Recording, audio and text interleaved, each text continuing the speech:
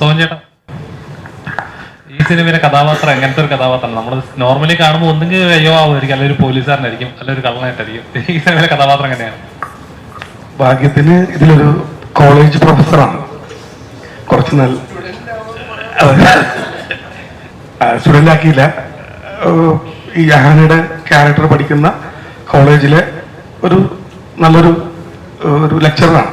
എനിക്ക് ഈ മനു എന്ന് പറയുന്ന ഡയറക്ടറെ പറ്റിയിട്ട് ഓർമ്മ വരുന്നത്, ഓരോ ഷോട്ട് കഴിയുമ്പോഴും അദ്ദേഹം കൈയടിക്കും. അപ്പൊ അദ്ദേഹം കൈയടിക്കുമ്പോൾ സ്വാഭാവികമായിട്ടും ഡയറക്ടറാണ്, ഓൾ ക്രൂ ക്ലാപ്പ് തരും.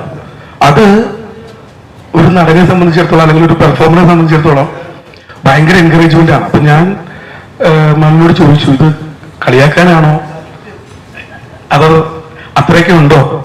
അപ്പൊ മനു പറഞ്ഞില്ല, അത്രയൊക്കെ ഇല്ലെങ്കിലും കുഴപ്പമില്ല, എന്നൊരു പ്രോത്സാഹനമല്ലേ. അതൊരു മനുവിനെ പറ്റി ഓർക്കുമ്പോൾ ഞങ്ങൾക്ക് എല്ലാവർക്കും അത്രയും ആർട്ടിസ്റ്റുകളെ കംഫർട്ടബിൾ ആക്കുന്ന, കൃത്യമായി സ്റ്റോറി നരേറ്റ് ചെയ്യുന്ന ഒരു നല്ല പ്രതിഭയാണ് നമുക്ക് നഷ്ടപ്പെട്ടത്.